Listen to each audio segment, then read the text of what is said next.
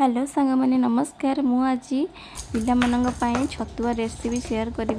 जोटा कि बहुत ही हेल्दी और ओजन शीघ्र बढ़ी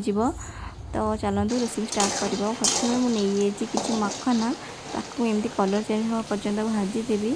तापर मुझे किसी ओट्स यहाँ हूँ इको भैली हार्टी ओट्स जोटा कि source of protein rich in dietary fibre यहाँ शीघ्र हो जाए इन 3 मिनिट्स आईटा मुझे चाहिए आप नहीं पारे मो पुआ खाद्य बनने बेले यूज कर आप गोटे नहीं गुड लाइफ फुल मखना आपड़ चाहिए जोटा भी आपको भल लगुच से मखना नहीं पारे किसी असुविधा नहीं बस मुझे सेयार करदेली तापर ये नहीं किसी मुढ़ी टिके भाजीदेवी मुढ़ी अवश्य क्रिस्पी थाए बस टिके मुझे उषुम ही भाजीदेवी यहाँ हो गला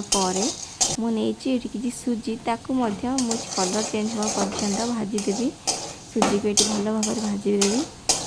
जमीक ग्राइंडिंग सुविधा हम तापर ये किसी चूड़ार पाउडर अलरेडी चूड़ा पाउडर अच्छी रुचि तापर ये मुझे किसी मांडियार चूना ताकू भाजीदेवी कलर हवा चेंज हवा पर्यटन भाजीदेवी तापर ये मुझे काजू बाकी किसी आलमंड तापर 2टा गुजराती ताकू भी मिसिक भाजीदेवी फास्ट काजू 2टा नहीं फ्लेवर पाई आप देखे भल लगे सब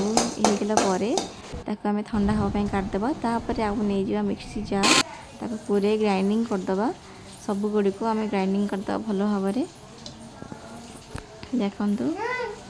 भल भाव आम ग्राइंडिंग करदे सब गुड़ चूना गुड़ी को बाहर करदे चूना गुड़ी को बाहर गला देखूँ मोर ए मुझे करदेली मो पुओं खाद्य आपड़ भी चाहिए आपण